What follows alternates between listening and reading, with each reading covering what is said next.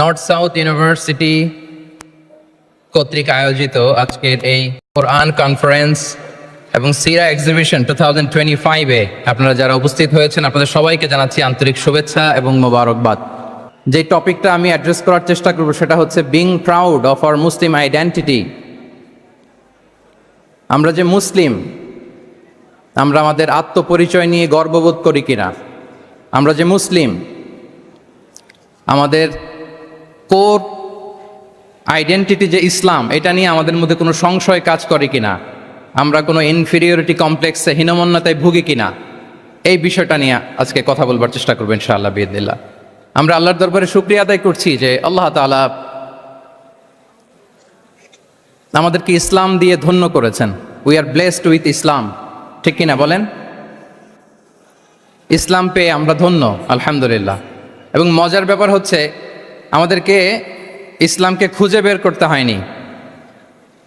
অনেক নন মুসলিমদের স্টোরি আপনারা শুনবেন যে তারা নিজের সাথে নিজে যুদ্ধ করে, বোঝাপড়া করে, নিজেকে কনভিন্স করে তারপরে ইসলাম ধর্ম গ্রহণ করেছেন, রিভার্টেড মুসলিম, কনভার্টেড মুসলিম। কিন্তু তার বিপরীতে আমরা বাই বর্ন মুসলিম হিসেবে এই পৃথিবীতে এসেছি, আলহামদুলিল্লাহ। উই আর ব্লেসড উইথ ইসলাম। আমরা সবাই জানি যে ইসলাম শব্দের অর্থ হচ্ছে টু সারেন্ডার, কমপ্লিট সাবমিশন। আল্লাহ তাআলার ইচ্ছার সামনে, আল্লাহ তাআলার আদেশের সামনে সারেন্ডার করা, নিজেকে ফুললি আল্লাহর কাছে সাবমিসিভ ওয়েতে প্রেজেন্ট করা, এটাই হচ্ছে ইসলাম। আল্লাহর আদেশের সামনে, আল্লাহর ইচ্ছার সামনে নিজেকে পেশ করা। কোনো যদি কিন্তু তবে ছাড়া, আই রিপিট, আমি আবারও বলছি, কোনো যদি কিন্তু তবে ছাড়া আল্লাহর আদেশের সামনে, আল্লাহর ইচ্ছার সামনে নিজেকে উজাড় করে দেওয়ার নাম হচ্ছে ইসলাম। আল্লাহর ইচ্ছার সামনে, আদেশের সামনে নিজেকে উজাড় করে দেওয়ার নাম কি? ইসলাম।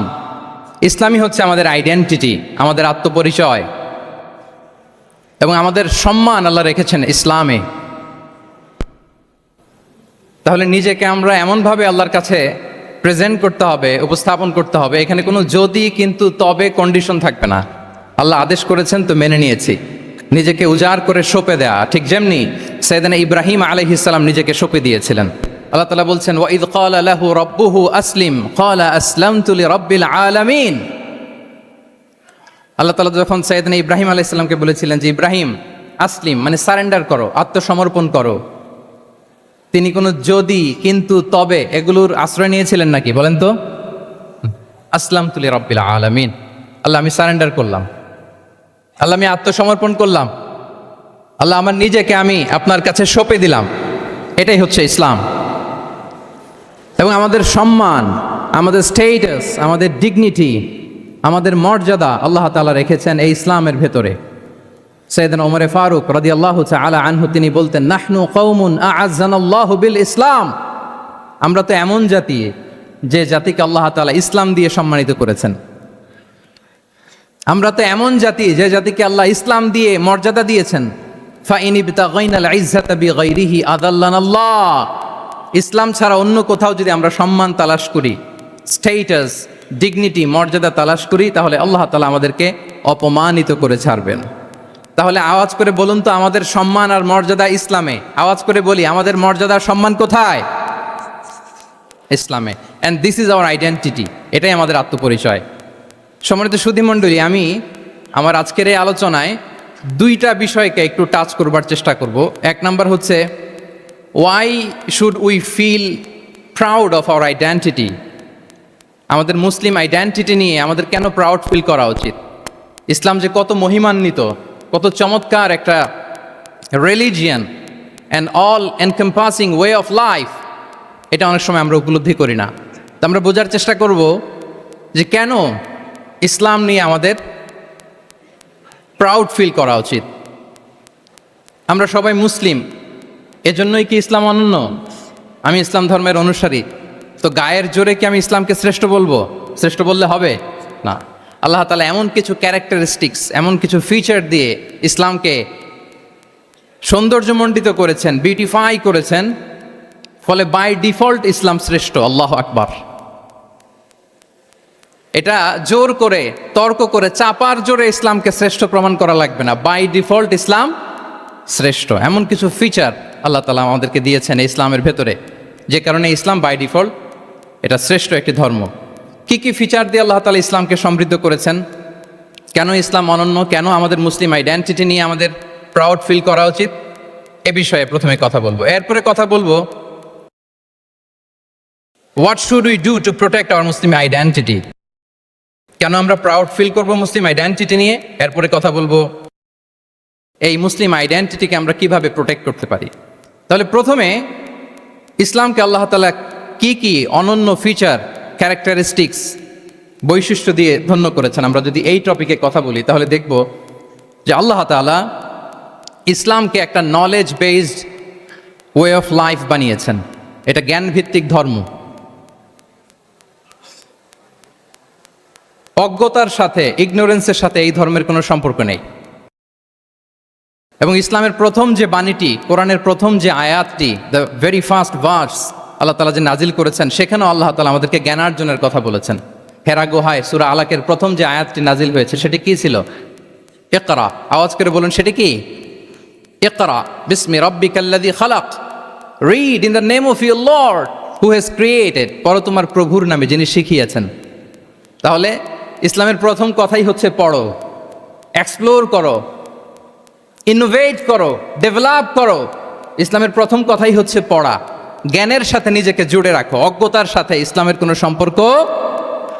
এবং জ্ঞানকে আল্লাহ রাসূল সাল্লাল্লাহু আলাইহি ওয়াসাল্লাম বিশ্বময় ছড়িয়ে দিতে বলেছেন। Knowledge has no boundaries.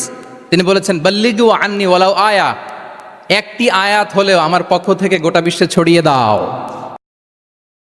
এবং জ্ঞানের রাস্তায়, জ্ঞানের পথে যে অগ্রসর হয়, আল্লাহর হাবিব সাল্লাল্লাহু আলাইহি ওয়াসাল্লাম বলেন, যে ব্যক্তি জ্ঞানের পথে অগ্রসর হয় সে মূলত জান্নাতের পথেই অগ্রসর হয়।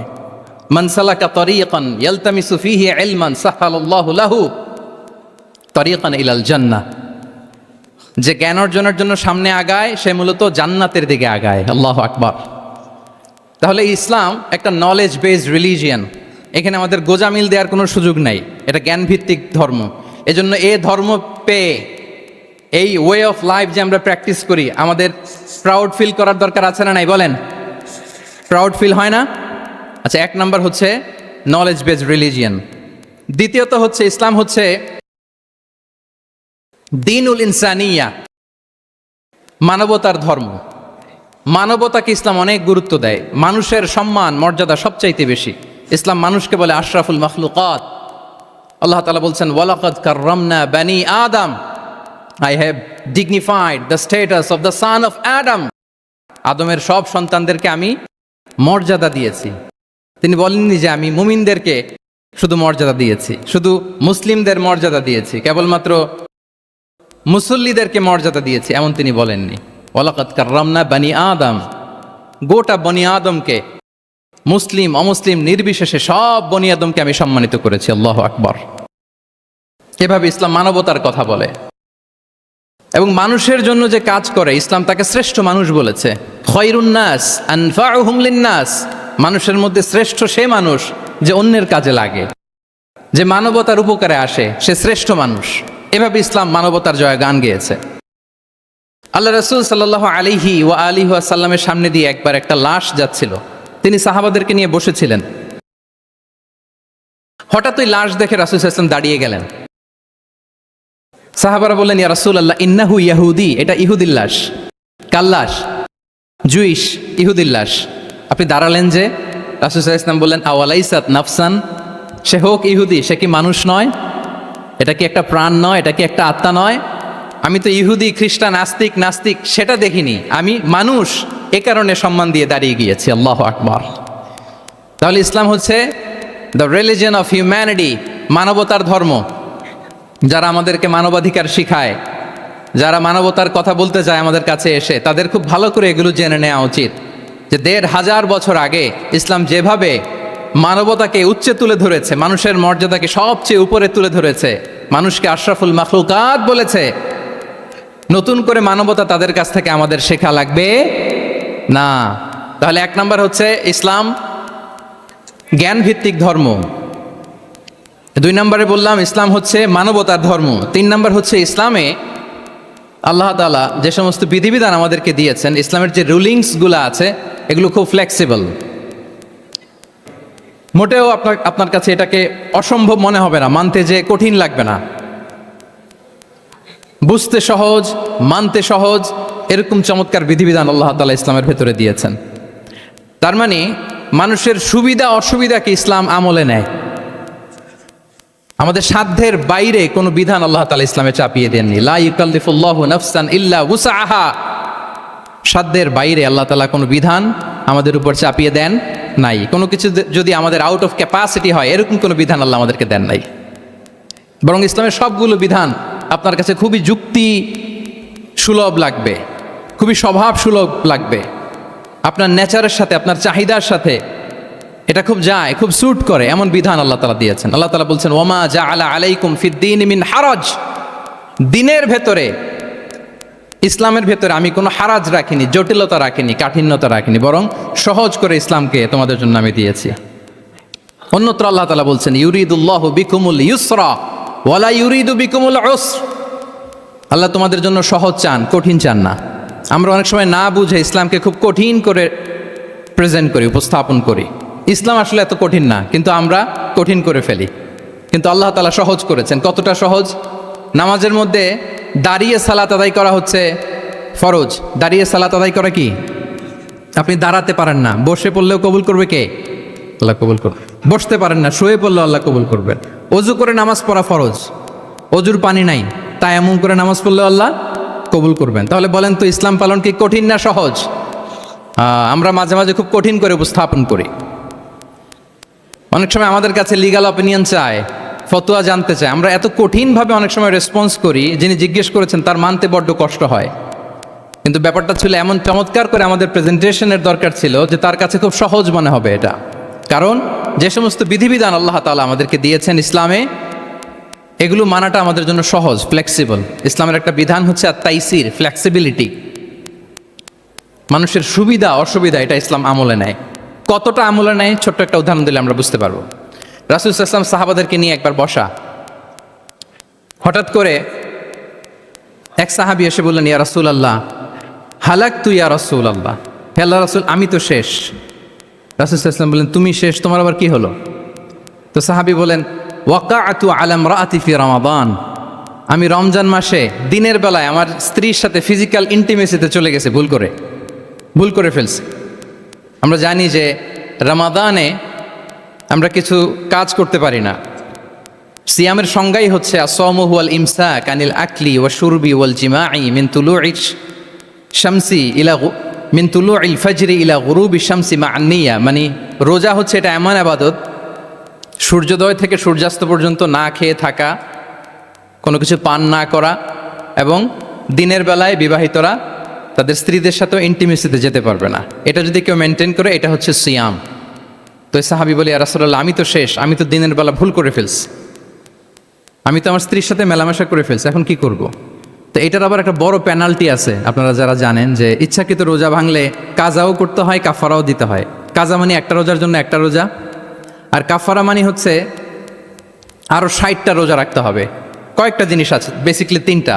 তো রাসূল সাল্লাল্লাহু আলাইহি ওয়াসাল্লাম তাকে বললো যে তোমার তো পেনাল্টি হয়েছে, তুমি তো বড় ভুল করে ফেলছো, তো তোমার কাছে কি এরকম কোনো দাস আছে যেটাকে তুমি আজাদ করে দিতে পারবা, মুক্ত করে দিতে পারবা, তাহলে পেনাল্টি আদায় হয়ে গেল।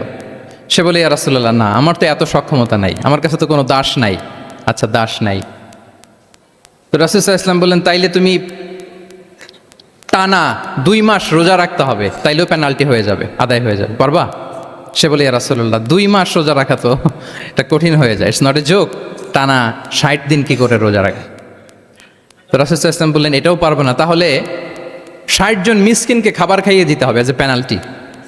এটা বড় অন্যায় করে ফেলছো, 60 জন মিসকিনকে খাবার খাওয়াবে, এটা পারবা? সে বলে, ইয়া রাসূলুল্লাহ এটাও পারবো না। তাহলে কয়টা অপশন দিয়েছিলেন রাসূল সাল্লাল্লাহু আলাইহি ওয়াসাল্লাম? আওয়াজ করে বলেন তো কয়টা? একটাও উনি পারবে না। দাসও আজাদ করতে পারবে না, 2 মাস রোজাও রাখতে পারবে না, 60 জনকে খাওয়াতেও পারবে না। তো রাসূল সাল্লাল্লাহু আলাইহি ওয়াসাল্লাম বললেন, কিছুই যখন পারবে না, কি আর করা, যাও একটু অপেক্ষা করো, দেখি কি করা যায় তোমাকে নিয়ে। তো রাসূল সাল্লাল্লাহু আলাইহি ওয়াসাল্লাম অন্যান্যদের প্রশ্নের উত্তর দিচ্ছিলেন, সময় যাচ্ছে, হঠাৎ করে রাসূল সাল্লাল্লাহু আলাইহি ওয়াসাল্লামের দরবারে 1 ঝুড়ি সাদাকার খেজুর আসলো, 1 ঝুড়ি। তো সাদাকার এক ঝুড়ি খেজুর দেখে রাসূল ইসলাম বললেন, ওই ব্যক্তিকে ডাকো যার কিছু নাই, কিছুই করতে পারবে না। ডেকে আনা হলো। রাসূল ইসলাম বললেন, যাও, তুমি তো কিছুই করতে পারবে না, এই এক ঝুড়ি চ্যারিটির খেজুর, সাদাকার খেজুর তুমি গরিবদের মাঝে বিতরণ করে দাও, তাসাদ্দাক বিহা, এটা বিতরণ করে দাও, তাইলে আশা করি আল্লাহ তোমাকে মাফ করবে। তো এই সাহাবী বলে, ইয়া রাসূলুল্লাহ আলা আফকারা মিন্না ইয়া রাসূলুল্লাহ, আমার চেয়েও গরিব কাউকে খুঁজে বের করে দান করতে হবে? রাসূল সাল্লাল্লাহু আলাইহি ওয়াসাল্লাম বললেন, হ্যাঁ, গরিবকেই তো দিতে হবে। তো উনি বললেন যে, রাসূলুল্লাহ পুরো মদিনার তল্লাটে আমার চাইতে গরিব কেউ আর নাই, আমি সবচাইতে গরিব। ফাদাহিকা রাসূলুল্লাহ হাত্তা বাদাত আনিয়াবু, এ কথা শুনে রাসূল সাল্লাল্লাহু আলাইহি ওয়াসাল্লাম হেসে দিলেন। এত হেসে দিলেন যে রাসূল সাল্লাল্লাহু আলাইহি ওয়াসাল্লাম এই পাশের চোয়ালের দাঁত দেখা গেল। এত বেশি হাসেন না উনি, নিজেকে ধরে রাখতে পারলেন না, হাসি আটকে রাখতে পারলেন না। ফাদাহিকা রাসূলুল্লাহ, হেসে দিলেন। হাত্তা বাদাত আনিয়াবু, ওনার দাঁতের এ পাশ ও পাশ দেখা গেল। তো রাসূল সাল্লাল্লাহু আলাইহি ওয়াসাল্লাম বললেন, যাও, দাস মুক্তি করতে পারবে না, 2 মাস রোজাও রাখতে পারবে না, তারপরে 60 জনকে খাবারও খাওয়াতে পারবো না, এখন দিলাম চ্যারিটির এক ঝুড়ি খেজুর, এটা গরিবদের মধ্যে দান করে দাও। তুমি বলো যে তোমার চেয়ে গরিব আর কেউ নাই, তো কি করা, যাও, তুমি তোমার ফ্যামিলি নিয়ে এটা খাও, তোমার ফ্যামিলির মেম্বার্স যারা আছে এদেরকে নিয়ে এটা কি করো, খাও। দেখেন আমাদের সুবিধা অসুবিধাকে ইসলাম কতটা বিবেচনায় নেয়। আসছিল পেনাল্টি দিতে, কথা বুঝতেছেন আমার? ওই সাহাবী রাসূল সাল্লাল্লাহু আলাইহি ওয়াসাল্লামের কাছে আসছিল কি দিতে, পেনাল্টি, এখন নিয়ে গেল কি, এক ঝুড়ি। আল্লাহু আকবার পড়বেন না? দিস ইজ আওয়ার ইসলাম, যেটা নিয়ে আমাদের প্রাউড ফিল করা উচিত। কি বলেন? আমাদের যে ধর্ম জ্ঞানের কথা বলে, আমাদের যে ধর্ম মানবতার কথা বলে, আমাদের যে ধর্ম এমন বিধান দেয় যেটা মানতে পালন করতে আমাদের কষ্ট হয় না, বরং আমাদের সুবিধা অসুবিধা বিবেচনায় নেয়, সে ধর্ম নিয়ে, সে ইসলাম নিয়ে আমাদের প্রাউড ফিল করা উচিত কিনা বলেন? শুনি নাই আমি, ইয়েস অর নো? আচ্ছা, গেল ফ্লেক্সিবিলিটি। আচ্ছা, অন্যের অধিকারের ব্যাপারে সচেষ্ট থাকতে বলে ইসলাম। সুবহানাল্লাহ। আল মুসলিমু মান সালিমাল মুসলিমুনা মিন বিলিসানিহি ওয়া ইয়াদিহি, মুসলিম তো সে যার হাত থেকে, যার হাতের অনিষ্ট, মুখের অনিষ্ট থেকে তার আশেপাশের ভাইয়েরা নিরাপদে থাকে, সে হচ্ছে মুসলিম। তার মানে আপনার হাত দিয়ে, আপনার কথা দিয়ে, আপনার কাজ দিয়ে আপনি আশেপাশের কাউকে যদি কষ্ট দেন, আপনি মুসলিম হতে পারবেন? আপনি আশেপাশের কাউকে কষ্ট দিতে পারবেন না। আপনার নেইবরকে যদি আপনি কষ্ট দেন, আপনি মুসলিম হতে পারবেন না। আপনি অন্যের প্রাইভেসিতে যদি ইন্টারফেয়ার করেন, কারো প্রাইভেসি যদি ভায়োলেট করেন, আপনি ভালো মুসলিম হতে পারবেন? কারো পার্সোনাল স্পেসে যদি আপনি নাক গলান, আপনি যদি ইন্টারফেয়ার করেন, তাহলে আপনি ভালো মুসলিম হতে পারবেন না। অন্যের অধিকারের ব্যাপারে ইসলাম আমাদেরকে সচেষ্ট থাকতে বলে। ইসলাম বলে, ওয়ালা তাজাসসু, খবরদার, খবরদার, গোয়েন্দাগিরি করো না, কারো পার্সোনাল স্পেসে নাক ঢুকিও না, যেটা তোমার ইস্যু না, যেটা তোমার বিজনেস না, ওখানে তুমি কভু যাবে না। কিন্তু আমরা এগুলো ভায়োলেট করি, দেদারসে, কি বলেন, করি না? অন্যের কোনো বিষয়ে আমাদের আগ্রহ থাকে বেশি, এরকম এরকম থাকে না? এনএসইউতে আলহামদুলিল্লাহ এরকম কেউ নাই, আছে এরকম? কারো পার্সোনাল বিষয়ে আমাদের কোনো ইন্টারেস্ট আছে? আছে না নাই? হাফ হাফ হয়ে গেছে, দেখছেন? আচ্ছা, অন্যের পার্সোনাল বিষয় জানতে খুব মন চায় কার কার, দেখি।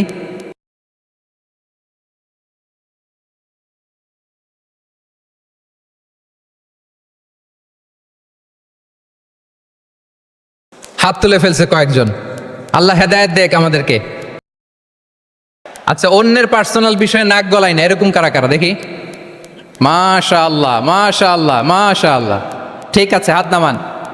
ঠিক আছে, এবার 2 বারের 1 বারও যারা হাত তোলেন নাই তারা হাত তোলেন। আপনারা কি করেন? আচ্ছা, তাহলে অন্যের পার্সোনাল ইস্যুতে আমরা আজকে থেকে নাক গলাবো, আমরা ভুল করে ফেলি। ইনশাল্লাহ আমরা এমনটা করব না। আমরা অনেক সময় খুঁচিয়ে খুঁচিয়ে তার পার্সোনাল বিষয় জানতে চাই। বিশেষ করে নিঃসন্তান দম্পতি পেলে আমি দেখেছি খুঁটিয়ে খুঁটিয়ে তাকে প্রশ্ন করে, ভাই কি সমস্যা, ভেবে নিচ্ছেন না কেন, কার সমস্যা,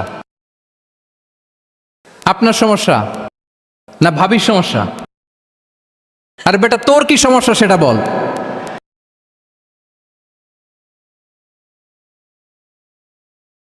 একজন নিঃসন্তান দম্পতি কি পরীক্ষার মধ্য দিয়ে যায় আমাদের কোনো আইডিয়া আছে? তার এই পরীক্ষার মধ্যে যদি আমরা কাটা গায়ে নুনের ছিটা যদি দেই তাহলে তার কেমন লাগবে বলেন তো? আছে তো সে পরীক্ষার মধ্যে, খুঁটিয়ে খুঁটিয়ে আমরা তাকে বিব্রত করার চেষ্টা করি। আল্লাহ আমাদেরকে হেফাজত করুক। এগুলো আমরা করব না ইনশাআল্লাহ, বলেন। তাহলে দেখেন, যে যে ইসলাম আমাদেরকে ইনস্ট্রাক্ট করে, খবরদার কারো পার্সোনাল স্পেসে নাক গলাবা না। হ্যাঁ, প্রত্যেকের একটা প্রাইভেট স্পেস আছে, কেউ এখানে ইন্টারফেয়ার করতে পারবে। ইসলাম আমাদেরকে অন্যের রাইটসের ব্যাপারে সচেতন থাকতে বলে। ইসলাম আমাদেরকে কমিউনাল হারমোনির কথা বলে, সাম্প্রদায়িক সম্প্রীতি। আমরা মুসলিম, এদেশে আমরা মুসলিম সংখ্যাগরিষ্ঠ, কিন্তু আমাদের হিন্দু ভাইয়েরা আছে, বৌদ্ধরা আছে, তাদের সাথে মিলেমিশে থাকার কথা বলে। এবং রাসূল সাল্লাল্লাহু আলাইহি ওয়াসাল্লাম তো মদিনাতে যে তাই করেছেন, মদিনা চার্টার করেছেন। জুইশরা ছিল, পেগানরা ছিল, মুসলিমরা ছিল, সবাইকে নিয়ে তিনি মদিনা চার্টার করেছেন। পরবর্তীতে তারা বিট্রে করার কারণে, ট্রেচারের কারণে এই মদিনা চার্টার ভঙ্গ হয়েছে, কিন্তু রাসূল সাল্লাল্লাহু আলাইহি ওয়াসাল্লামের পক্ষ থেকে কোনো না ছিল না। তাহলে এই যে পরমত সহিষ্ণুতা, রিলিজিয়াস কোএক্সিস্টেন্স, ধর্মীয় সহাবস্থান, এটার কথা ইসলাম আমাদেরকে বলে। এবং কতটা জোরালোভাবে বলে আপনি অবাক হবেন। মাইনরিটি রাইটসকে ইসলাম এমনভাবে প্রিজার্ভ করেছে। আল্লাহ রাসূল সাল্লাল্লাহু আলাইহি ওয়াসাল্লাম বলেন, কোনো হিন্দু, কোনো মাইনরিটি, কোনো সংখ্যালঘু, শব্দটা যদিও আমাদের পছন্দের না, বোঝানোর জন্য বলছি, কোনো অমুসলিম যদি মুসলিমদের পাশে থাকে এবং কোনো মুসলিম যদি তার রাইটকে ভায়োলেট করে, যেমন আপনি মুসলিম, আপনার নেইবার হচ্ছে হিন্দু, আপনি যদি তার হক নষ্ট করেন, জোর করে তার জমি দখল করেন, তাকে তার প্রাপ্য থেকে বঞ্চিত করেন, রাসূল সাল্লাল্লাহু আলাইহি ওয়াসাল্লাম বলেন, কিয়ামতের দিন আমি ওই হিন্দুর পক্ষে মুসলিমের বিপক্ষে বাদী হয়ে দাঁড়াবো। আল্লাহু আকবার। রাসূল সাল্লাল্লাহু আলাইহি ওয়াসাল্লাম ওই হিন্দুর পক্ষে, আমি রাসূল সাল্লাল্লাহু আলাইহি ওয়াসাল্লামের উম্মত, আমার বিপক্ষে দাঁড়াবেন। আল্লাহু আকবার। What a marvellous statement. আল্লাহু আকবার। সংখ্যালঘুদের উপর যদি কেউ কোনো মুসলিম অত্যাচার করে, রাসূল সাল্লাল্লাহু আলাইহি ওয়াসাল্লাম বলেন, তুমি আমার উম্মত হতে পারো, কিন্তু তোমার পক্ষে না, আমি ওই মাজলুমের পক্ষে কিয়ামতের দিন দাঁড়াবো। দিস ইজ ইসলাম। ইসলাম আমাদেরকে অন্য যে ফেইথ আছে, Islam teaches us to respect other faith. অন্যান্য যে ফেইথগুলো আছে এগুলোর প্রতি শ্রদ্ধা দেখাতে বলে, সম্মান দেখাতে বলে। আল্লাহ তাআলা বলছেন, ওয়ালা তাসুব্বুল্লাযীনা ইয়াদউনা মিন দুনিল্লাহি ফায়াসুব্বুল্লাহা আদওয়ান বিগাইরি ইলম। ওহে বিশ্বাসীরা, আল্লাহকে ছাড়া তারা যাদেরকে ডাকে, যাদের উপাসনা করে, ওই সমস্ত দেব দেবীকে তোমরা গালি দিও না। ফলে রাগান্বিত হয়ে অজ্ঞতাবশত তারা আল্লাহকে গালি দিবে। কথা বুঝতে পেরেছেন? ওরা নানা কিছুর উপাসনা করে, কিন্তু আমরা কি যেসব জিনিসের তারা উপাসনা করে তাদেরকে গালি দিতে পারবো বলেন? আল্লাহ স্পষ্ট করে বলেছেন, খবরদার তাদের দেবতাদের গালি দিও না, তাহলে ওরা আল্লাহকে গালি দিবে। তাহলে কেমন যেন আল্লাহকে গালি খাওয়ানোর কারণ হলাম কে? আমি। কেউ যদি অন্য ধর্মকে ছোট করে, সে মূলত ইসলামকে ছোট করে। আই রিপিট, আমি আবারও বলছি, যে অন্য ধর্মকে ছোট করে সে ইসলামকে ছোট করে। তাহলে অন্যান্য যে ফেইথ আছে এগুলোর ব্যাপারে আমাদেরকে শ্রদ্ধাশীল থাকতে বলেছে ইসলাম। সর্বশেষ, ব্যালেন্সড অ্যাপ্রোচের কথা ইসলাম আমাদেরকে বলেছে। আমরা যেন ভারসাম্যপূর্ণ জীবন আচরণে বিশ্বাসী হই, আমাদের কথায়, আমাদের কাজে, আমাদের বিশ্বাসে, আমাদের আচরণে। দাওয়াতি কাজ করার ক্ষেত্রে, ইসলামকে বোঝার ক্ষেত্রে, ইসলামকে বোঝানোর ক্ষেত্রে আমাদেরকে ব্যালেন্সড অ্যাপ্রোচে বিশ্বাসী হতে হবে, ভারসাম্যপূর্ণ আচরণ করতে হবে, যেটাকে আরবিতে বলে আল ওয়াসাতিয়া। আলহামদুলিল্লাহ, শাইখ আহমদুল্লাহ আমাদের মাঝে উপস্থিত হয়েছেন, আমরা পড়ি আলহামদুলিল্লাহ। এদেশের একেবারে বিদগ্ধ স্কলার্স যারা আছেন, লিডিং ইসলামিক স্কলার্স, ওনারা আপনাদের এই কনফারেন্সে এসেছেন। আলহামদুলিল্লাহ, আপনারা চমৎকার চমৎকার আলোচনা শুনেছেন। আমার পরপরই আপনারা শাইখের আলোচনা শুনবেন ইনশাআল্লাহ বিইذনিল্লাহ। আমি খুব অল্প সময়ের মধ্যে শেষ করে দিব। তাহলে 7 নম্বরে বলছিলাম ইনশাআল্লাহ। জি জি, আছি আছি আছে ইনশাআল্লাহ। না, ঠিক আছে।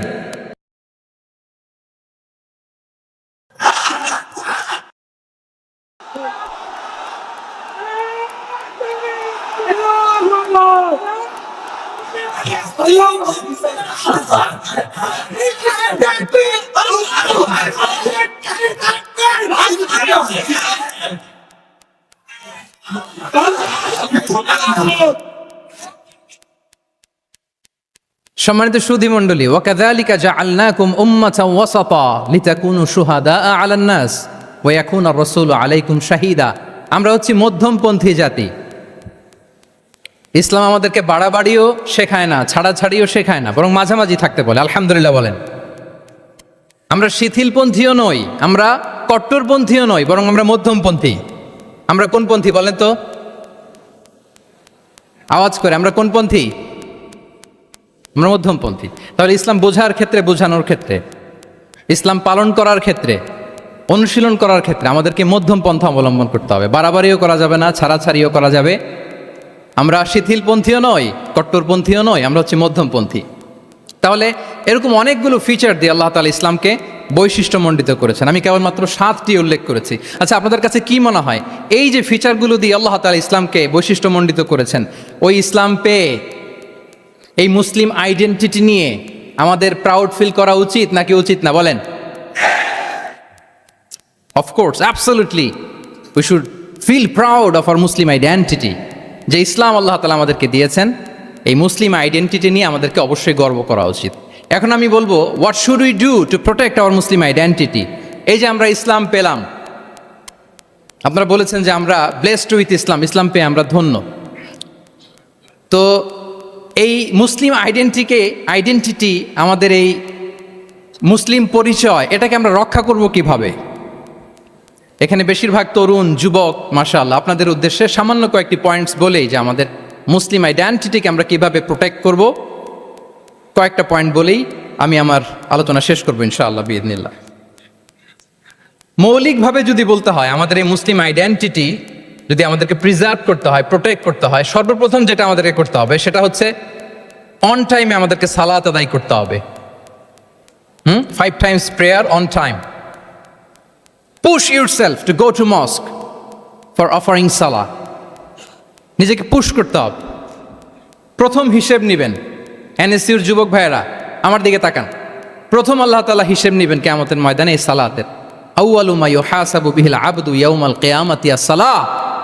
সর্বপ্রথম আল্লাহ তাআলা সালাতের হিসাব নেবেন।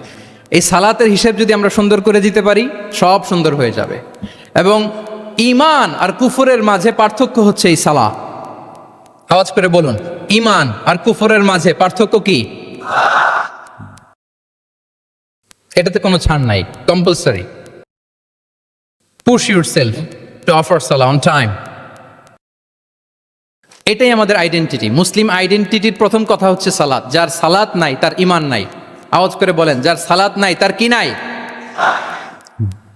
আমাদের অনেক তরুণরা মুসলিম উম্মার মুক্তি কিভাবে হবে এটা নিয়ে খুব পেরেশান, কিন্তু সালাতের ব্যাপারে উদাসীন।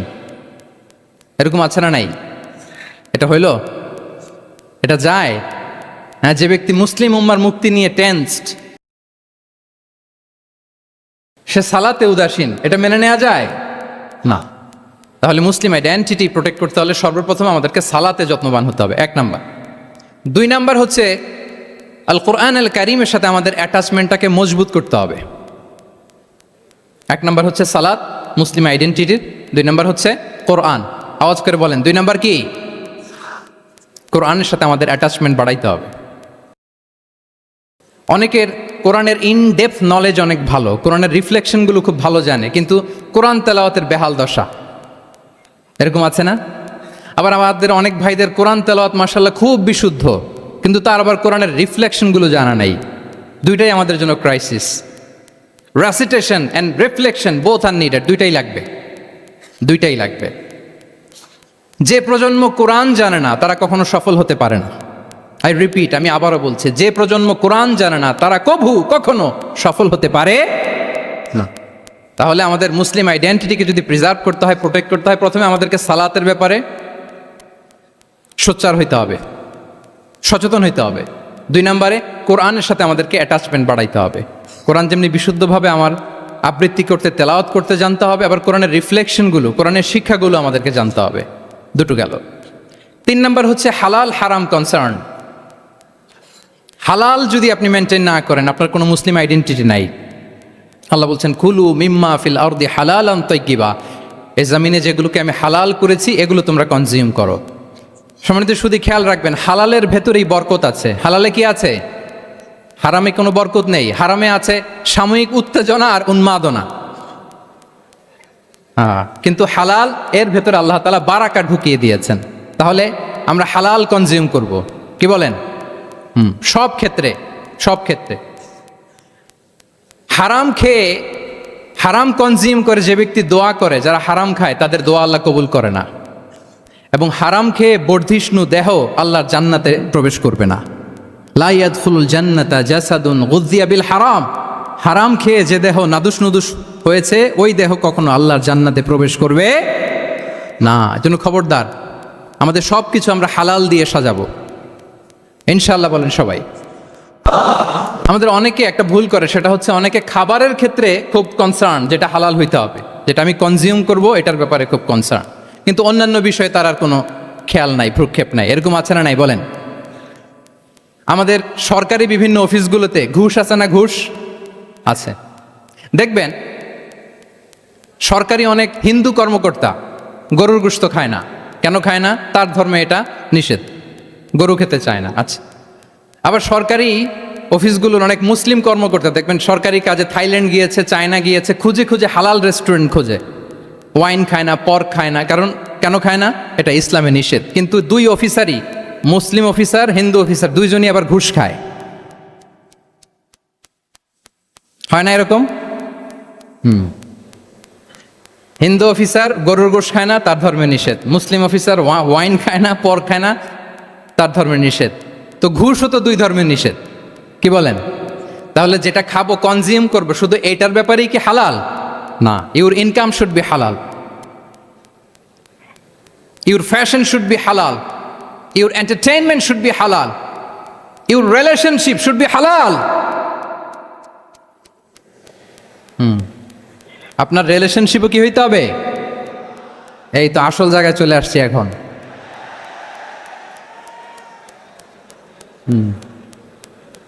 হালাল রিলেশনশিপ কোনটা? বিয়ে। এই পবিত্র বিয়ের মাধ্যমে আমরা এই হালাল রিলেশনশিপকে উপভোগ করতে পারবো। এর বাইরে আর কোনো রিলেশনশিপে যাওয়া যাবে? হ্যাঁ। প্রি ম্যারিজ রিলেশনশিপ, এটা কি হালাল না হারাম? হ্যাঁ, ফতোয়া আপনারাই দিয়ে দিচ্ছেন।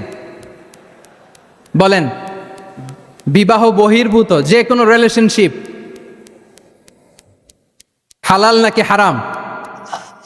এক্সট্রা ম্যারিটাল যে কোনো রিলেশনশিপ বলেন হালাল নাকি হারাম? সাবধান হইতে হবে। তাহলে হালালের সাথে আমাদের সম্পর্কটাকে জোরদার করতে হবে। আচ্ছা, আপনারা আমার সাথে আছেন তো? মুসলিম আইডেন্টিটি রক্ষায় প্রথমে কি বলেছিলাম? সালাত। 2 নম্বরে অ্যাটাচমেন্ট উইথ কোরআন। 3 নম্বরে কি? হ্যাঁ, হালাল মেনটেন করতে হবে। আচ্ছা, গেল। 4 নম্বর হচ্ছে আমাদের একটা গুড সার্কেল মেনটেন করতে হবে always. Engage with good circle, maintain a good circle. যত টক্সিক পিপল আছে এদেরকে ইগনোর করবেন, দূরে থাকবেন। আপনাকেও ভালো করতে দিবে না, নিজেরাও ভালো থাকবেন। এরকম আছে না নাই? ভালো স্টাডি সার্কেল মেনটেন করব আমরা। দিনের মৌলিক বিষয়গুলো শেখার জন্য একটা ভালো সার্কেল মেনটেন করব। এমন সার্কেলে থাকবেন, এমন লোককে বন্ধু বানাবেন যাকে দেখলেই আল্লাহর কথা স্মরণ হয়, কি বলেন? এরকম একটা ভালো পরিবেশ খুঁজে নেন, একটা দিনী সার্কেল খুঁজে নেন। Never stop learning Islamic knowledge. যারা এই যে নলেজ শেয়ারিং সেশন করে, ইসলামিক হালাকা করে, কোরআনিক স্টাডি সার্কেল করে, এই সার্কেলগুলোর সাথে আমরা থাকবো ইনশাআল্লাহ। কি বলেন? সবাই থাকবেন তো? তা না হলে মুসলিম আইডেন্টিটি আমরা প্রোটেক্ট করতে পারবো না। আচ্ছা, 5 নম্বরে হচ্ছে এঙ্গেজ উইথ গুড ওয়ার্ক। কল্যাণমূলক কাজের সাথে নিজেকে আমরা জড়িয়ে রাখবো। এই যে টাইমটা আপনার লাইফের সবচেয়ে ক্রিম টাইম আপনি পার করছেন, বেশিরভাগ শ্রোতাই তো এখানে তরুণ এবং যুবক, এই সময় আপনি আর পাবেন না, কখনো পাবেন না। এই টাইমটাকে যেন আমরা কাজে লাগাই। এমন সময় আপনারা পার করছেন, আপনারা চাইলে বাতাসের গতিকে আপনারা পাল্টে দিতে পারেন, সাগরের স্রোতকে উল্টে দিতে পারেন, আপনারা চাইলে ইতিহাস গড়তে পারেন। এই যে 24-এর এই যে আপরাইজিং হলো, কারা করেছে এটা? হ্যাঁ, প্রবীণরা না নবীনরা? বলেন তো। এই যে আবু সাইদ বুক টান টান করে যে দাঁড়িয়েছে, সে কি বুড়া মানুষ ছিল না যুবক ছিল আপনাদের মতো? আল্লাহ রাসূল সাল্লাল্লাহু আলাইহি ওয়া আলিহি ওয়াসাল্লাম তিনি বলেন, ইগতানিম খামসান ক্বাবলা খামসিন, 5 জিনিস ফুরিয়ে যাওয়ার আগে 5 জিনিসকে গনিমত মনে করো, গুরুত্বপূর্ণ মনে করো। এর মধ্যে একটা হচ্ছে শাবাবাকা ক্বাবলা হারামিক, তোমার বার্ধক্য আসার আগে তোমার এই যৌবনকে, প্রৌঢ়ত্বের আগে এই যৌবনকে কাজে লাগাও। এবং কিয়ামতের দিন আল্লাহ তাআলা 7 শ্রেণীর ব্যক্তিকে তার সুশীতল আরশের নিচে ছায়া দিবেন, যেদিন আল্লাহর আরশের সুশীতল ঠান্ডা ছায়া ছাড়া আর কোনো ছায়ার ব্যবস্থা থাকবে না। ওই 7 শ্রেণীর ব্যক্তির মধ্যে এক ব্যক্তি হচ্ছে ওয়া শাবুন নাশাআ ফি ইবাদাতিল্লাহ, এমন যুবক যে আল্লাহর ইবাদতে তার যৌবনকে কাটিয়েছে। বলেন ওইরকম যুবক হতে আমরা চাই কি চাই না? হ্যাঁ, তাহলে আমাদের এই যৌবনকে আমরা কাজে লাগাবো। 6 নম্বরে হচ্ছে কনসিস্টেন্সি, ধারাবাহিকতা, আরবিতে বলে আল মোদাওয়ামা। এই যে আজকে মাশায়েখরা এখানে কথা বলবেন, এত মোটিভেটেড হয়েছেন, কালকে থেকে মাশাআল্লাহ নামাজ, নফল রোজা, কোরআন তেলাওয়াত শুরু করছেন, কিন্তু 10 দিন পরে আবার শেষ, 1 সপ্তাহ পরে আবার আর নাই মোটিভেশন। এরকম হয় কি হয় না? আমরা কি শুধু 7 দিনের জন্য মোটিভেশন নেব আজকের কনফারেন্স থেকে, নাকি আজীবনের জন্য নেব? আজীবনের জন্য নেব। ধারাবাহিকভাবে রেগুলার আমরা কিছু নফল ইবাদত করব, রেগুলার আমরা আধা পৃষ্ঠা হলেও আল্লাহর কিতাব কোরআন তেলাওয়াত করব, প্রতিদিন 2টি আয়াত হলেও আমরা অর্থ পড়ব, একটি হলেও আল্লাহ রাসূল সাল্লাল্লাহু আলাইহি ওয়াসাল্লামের হাদিস আমরা পড়ব। তাহলে ধারাবাহিক আমল আল্লাহর কাছে খুব প্রিয়। আহাব্বুল আমালি ইলাল্লাহি আদওয়ামুহা ওয়া ইন কাল্লা, রাসূল সাল্লাল্লাহু আলাইহি ওয়াসাল্লাম বলেন আল্লাহর কাছে সবচাইতে প্রিয় আমল ওইটা যেটা আমার বান্দা নিয়মিত করে, ধারাবাহিকভাবে করে, যদিও পরিমাণে ওইটা অল্প, যদিও পরিমাণে সেটা কি অল্প। তাহলে এই মোটিভেশনকে আমরা কন্টিনিউ করব ইনশাআল্লাহ। বলেন সবাই। সব শেষে খুবই গুরুত্বপূর্ণ হাম্বলনেস, বিনয় থাকতে হবে আমাদের, ডাউন টু আর্থ হইতে হবে। আমাদের মুসলিম আইডেন্টিটির সাথে অ্যারোগেন্সের কোনো সম্পর্ক নাই। ওমা তাওয়াদা আহাদুন লিল্লাহি ইল্লা রাফাআহুল্লাহ, রাসূল সাল্লাল্লাহু আলাইহি ওয়াসাল্লাম বলেন যে আল্লাহর জন্য বিনয়ী হয়, নিচু হয়, আল্লাহ তাকে সম্মানিত করেন। বলেন আমরা সম্মানিত হতে চাই কি চাই না? রাসূল সাল্লাল্লাহু আলাইহি ওয়াসাল্লাম দোয়া করতেন, আল্লাহুম্মা জাআলনি সাবুরা ওয়া জাআলনি শাকুরা ওয়া জাআলনি ফি আইনি সাগীরা ওয়া ফি আয়ুনিন নাসি কাবীরা। হে আল্লাহ আপনি আমাকে শুকরগুজার বান্দা বানান, হে আল্লাহ আপনি আমাকে ধৈর্যশীল বান্দা বানান, হে আল্লাহ আপনি আমাকে আমার নিজের চোখে আমাকে ছোট বানান, মানুষের চোখে আপনি আমাকে বড় বানান। রাসূল সাল্লাল্লাহু আলাইহি ওয়াসাল্লাম নিজ চোখে ছোট থাকতে চেয়েছেন, ফলে গোটা বিশ্বের চোখে রাসূল সাল্লাল্লাহু আলাইহি ওয়াসাল্লামকে বড় মহামানব বানিয়েছেন কে? এখন আপনি নিজের চোখেই যদি বলেন যে আমি অনেক বড়, তাহলে হবে না। এই হাম্বলনেসটা আমাদের থাকতে হবে। সম্মানিত ভাইয়েরা, আমাদের অনেক তরুণদেরকে আমি দেখি যে নতুন দিনে ফিরেছে, নতুন তার মধ্যে উপলব্ধি আসছে, রিয়েলাইজেশন আসছে যে আগে রং ট্র্যাকে ছিলাম, এখন রাইট ট্র্যাকে আসতে চাই, ইসলামকে অনুশীলন করতে চাই। আলহামদুলিল্লাহ, খুব ভালো। তো তার যখন রিয়েলাইজেশন আসছে, সে কিছু পড়াশোনা শুরু করে দেয়, কিছু পড়াশোনা করে, কিছু স্কলার্সদের লেকচার শুনে। তো অনেক তরুণের মধ্যে এই সমস্যাটা একটা কমন ফেনোমেনা, যে একটু পড়াশোনা করে, একটু কিছু স্কলার্সদের লেকচার শুনেই ও মনে করে যে আমি সব জেনে গেছি। কি মনে করে? আমি সব জেনে গেছি। এরপরে এখানেই ক্ষান্ত হয় না, এরপরে সে ভুল ধরতে আরম্ভ করে স্কলার্সদের। সে বলে যে উনি এই ভুল করছে, উনি এই ভুল করছে, উনি ভ্রান্ত, উনি বাতেল। এরকম একটা কমন ফেনোমেনা আমাদের মধ্যে আছে না নাই? বলেন না, অ্যাবসলিউটলি রং। শিক্ষানবিশ যারা, তারা এটা করবে না। কিছুই শিখেননি আপনি, কিছুই জানেননি এখনো, অনেক দূর যেতে হবে আপনাকে। কোনো বিষয়ে কমেন্টস করতে গেলে, কোনো ইস্যু নিয়ে আপনাকে মন্তব্য করতে গেলে আপনাকে অগাধ পাণ্ডিত্য অর্জন করতে হবে, তারপরে আপনি সে বিষয়ে কথা বলতে পারবেন। তাহলে এই জাতীয় অ্যাটিটিউড যেন কখনো, এগুলো শয়তান করে, এই অ্যাটিটিউড যদি আমার মধ্যে ঢুকে, আপনি হয়তো ইসলাম থেকেও দূরে সরে যাবেন। আল্লাহ এই ধরনের অ্যাটিটিউড থেকে আমাদেরকে হেফাজত করুক, আমরা পড়ি আমিন। তাহলে সম্মানিত সুধী, being proud of our Muslim identity, এই টপিক নিয়ে আমি 2টা বিষয়ে কথা বলেছি, যে আমরা কিভাবে আমাদের এই মুসলিম আইডেন্টিটিকে প্রিজার্ভ করব, প্রোটেক্ট করব, আর কেন আমাদের এই মুসলিম আইডেন্টিটি নিয়ে গর্ববোধ করা উচিত। সম্মানিত সুধী মণ্ডলী, ইসলাম হচ্ছে আমাদের কোর আইডেন্টিটি, এবং ওমরে ফারুক রাদিয়াল্লাহু তাআলা আনহু বলেছেন, এখানে ইসলামই আমার সম্মান, ইসলামই আমার ইজ্জত। ইসলামের বাইরে যেয়ে যদি আমরা ইজ্জত খুঁজতে চাই, আমাদেরকে আল্লাহ তাআলা অপমানিত করবেন। তাহলে আমরা বোল্ডলি যেন এটা বলি যে আমি মুসলিম। যে আয়াত দিয়ে আমি শুরু করেছি সেটা দিয়ে শেষ করি। আল্লাহ তাআলা বলছেন, ওমান আহসানু কাওলাম মিম্মান দাআ ইলাল্লাহি ওয়া আমিলা সালিহাও ওয়া ক্বালা ইন্নানি মিনাল মুসলিমিন। তার চেয়ে শ্রেষ্ঠ কথা আর কার হতে পারে যে মানুষকে আল্লাহর দিকে ডাকে, নিজে সৎকর্ম করে আর বলে ইন্নানি মিনাল মুসলিমিন, নিশ্চয় আমি মুসলমান, নিশ্চয় আমি কি, বোল্ডলি প্রাউড ফিল করে। আমরা বলতে পারবো না যে আমি মুসলিম? পারবো? হ্যাঁ, নাকি সংশয় কাজ করে? করে? বলেন, আমরা আমাদের মুসলিম আইডেন্টিটিকে ওন করতে চাই কি চাই না? সবাই চাই। আমাদের আসল পরিচয় কি বলেন? মুসলিম। এরকম মুষ্টিবদ্ধ হাত উঁচু করে বলেন আমাদের পরিচয় কি? আমি প্রশ্ন করলে উত্তর দিতে পারবেন? আওয়াজ করে বলেন, আমি কে? তুমি কে? এনএসইউ মেক এ নয়েজ, আমি কে? তুমি কে? আমি কে? তুমি কে? ওয়াকালা ইন্নানি মিনাল মুসলিমিন। তার চেয়ে শ্রেষ্ঠ ঘোষণা, শ্রেষ্ঠ কথার কার হতে পারে যে বলে যে আমি মুসলিম? এটাই আমাদের আসল পরিচয়। আমরা যেন হৃদয় থেকে আমাদের এই মুসলিম আইডেন্টিটিকে ওন করতে পারি। আল্লাহ তাআলা আমাদেরকে তৌফিক দান করুক, আমরা বলি আমিন। সম্মানিত সুধীমণ্ডলী, ইসলাম হচ্ছে সময়ের অপরিহার্য বাস্তবতা। ইসলাম আমাদেরকে সঠিক জীবন দর্শন শেখায়। আপনি জীবনে সুখী হতে চান, সমৃদ্ধ হতে চান, সফল হতে চান, জীবনের প্রতিটি অঙ্গনে আপনি ইসলামকে প্র্যাকটিস করুন, আপনি সুখী হবেন for sure, I am telling you. কারণ ইসলামের ছায়াতলেই রয়েছে আমার, আপনার, আমাদের সকলের আলোক স্নাত মুক্তি। আল্লাহ তাআলা আমাদের সবাইকে কথাগুলো বোঝার ও আমল করার তৌফিক দান করুক। আমি আবারও এনএসইউ কর্তৃপক্ষকে অন্তরের অন্তঃস্থল থেকে এরকম চমৎকার একটি কোরআনিক কনফারেন্স এবং সির এক্সিবিশনের আয়োজনের জন্য ধন্যবাদ জানাই। যারা দীর্ঘ সময় জুড়ে আমার লেকচারটি শুনলেন, আপনাদের সবাইকে আবারও শুভেচ্ছা এবং মোবারকবাদ জানিয়ে এখানেই শেষ করছি। হাদা মা ইনদি ওয়াল ইলমু ইনদাল্লাহি আলাইহি তাওয়াক্কালতু ওয়া ইলাইহি উনীব। ওয়াসসালামু আলাইকুম ওয়া রাহমাতুল্লাহি তাআলা ওয়া বারাকাতুহু।